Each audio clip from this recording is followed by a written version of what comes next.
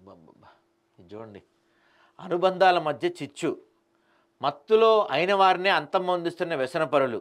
విచ్చలవిడి విక్రయాలతో ముదురుతున్న సమస్య.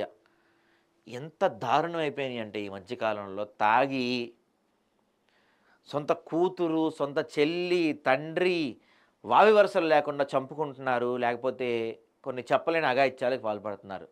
అన్నిటికీ కారణం ఏంటి? ఈ మత్తు పదార్థాలు, మద్యం. మద్యం రేట్లు పెంచినప్పటికీ తర్వాత దాన్ని ఎంత రేటు పెంచినా తాగుబోతోళ్ళు తాగుతానే ఉంటున్నారు. తాగి తాగి సస్తున్నారు. వాళ్ళు చావకుండా వేరే వాళ్ళని చంపుతున్నారు. ఈ మధ్యకాలంలో విపరీతమైపోయినాయి రాష్ట్రంలో ఇవి. ఎవరు అడ్డుకట్టాడేసి ఇవ్వలేడు దీనికి. ఏ ప్రభుత్వానికన్నా దమ్ముందా? 100% మద్యపాన నిషేధం చేస్తా అని చెప్పే దమ్ము ఏ ప్రభుత్వానికన్నా ఉందా? నువ్వు చెయ్యి. ఏ ప్రభుత్వానికైనా 100% మద్యపాన నిషేధం చేస్తా అని చెప్పే దమ్ము ఉందా ఒక్క గవర్నమెంట్కైనా? లేదు ఎవ్వడు. ఎందుకంటే దాదాపుగా అన్ని ప్రభుత్వాలు కూడా ఈ మద్యం మీదే బతుకుతున్నాయి.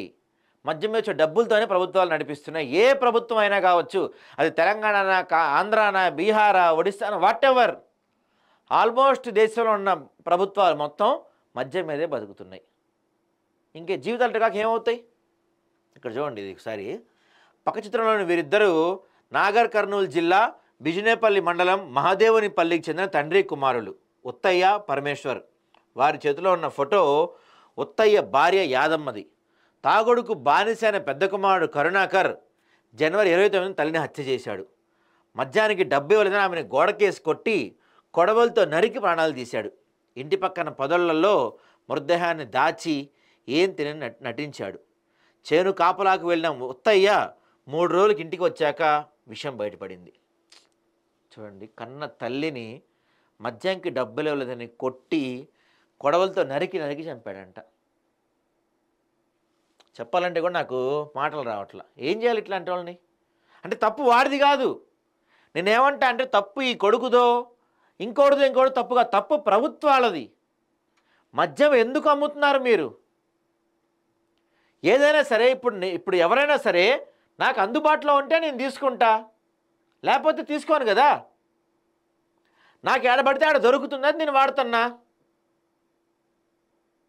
ప్రభుత్వాలదే తప్పు 100కి 100% ప్రభుత్వాలదే. అది ఆన్ చేయాలి చూడు.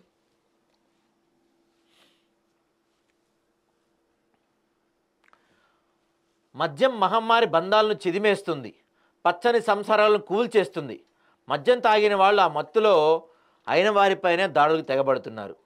కట్టుకున్న భార్య, కన్నబిడ్డలు, కనిపించిన తల్లిదండ్రులు, తోబుట్టువుల్ని అంతమొందిస్తున్నారు.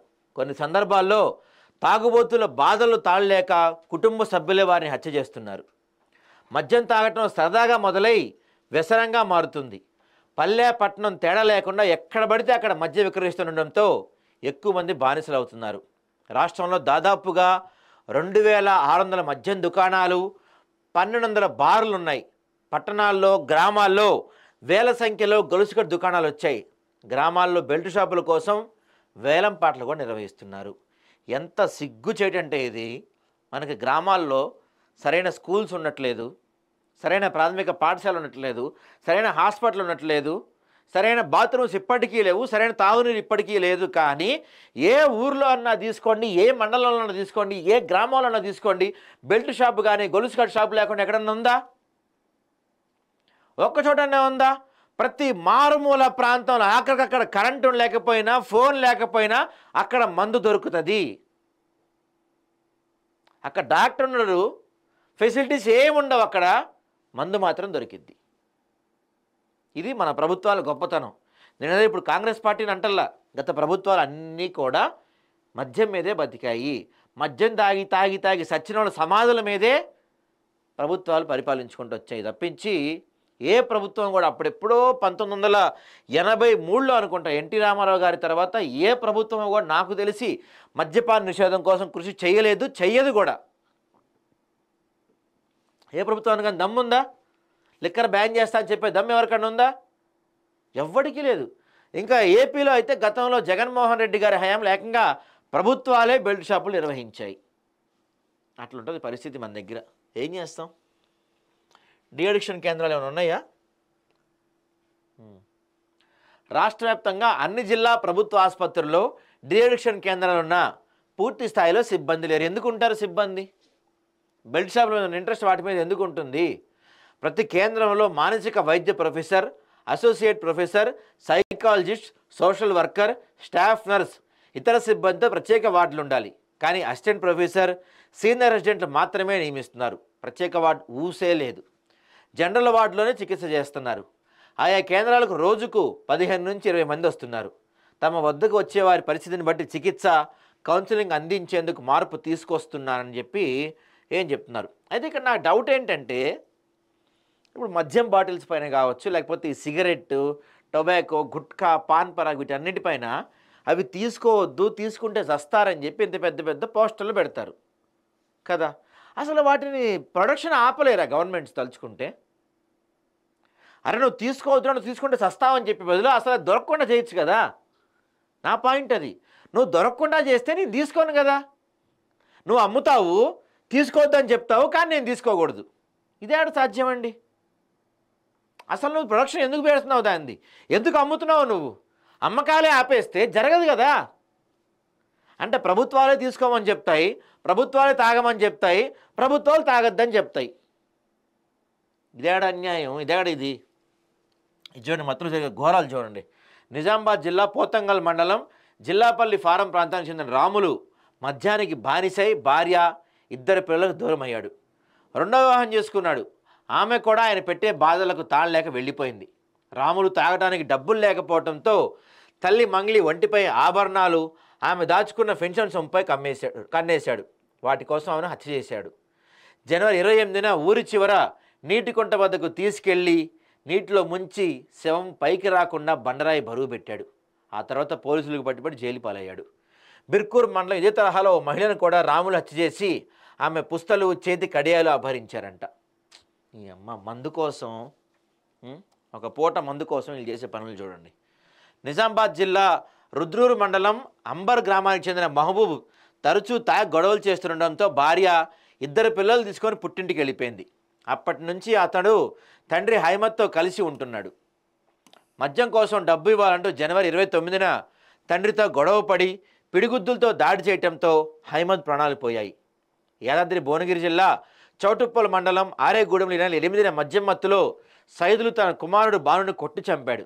9వ తరగతి చదువుతున్న ఆ బాలుడు పాఠశాలలో ఫేర్వెల్ ఉండడంతో ఇంటికి ఆలస్యంగా వచ్చాడని తాగుబోతు తండ్రి ఏకంగా పిల్లవాడి ప్రాణాలు తీశాడు.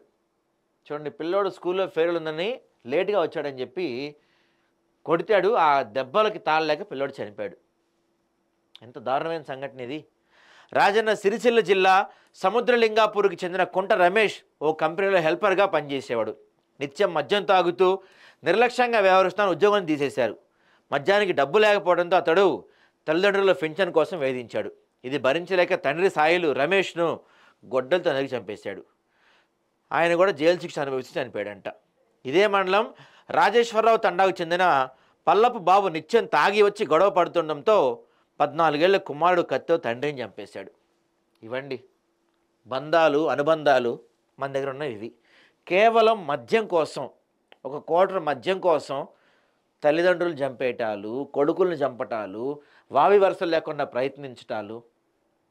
నన్ను అడిగితే ఈ ప్రతి మర్డర్కి, ప్రతి హత్యకి ప్రభుత్వాలే బాధ్యత. ప్రభుత్వ ప్రతినిధులే, ఎమ్మెల్యేలు కావచ్చు, ఎంపీలు కావచ్చు, ముఖ్యమంత్రులు కావచ్చు, వీళ్ళే బాధ్యత.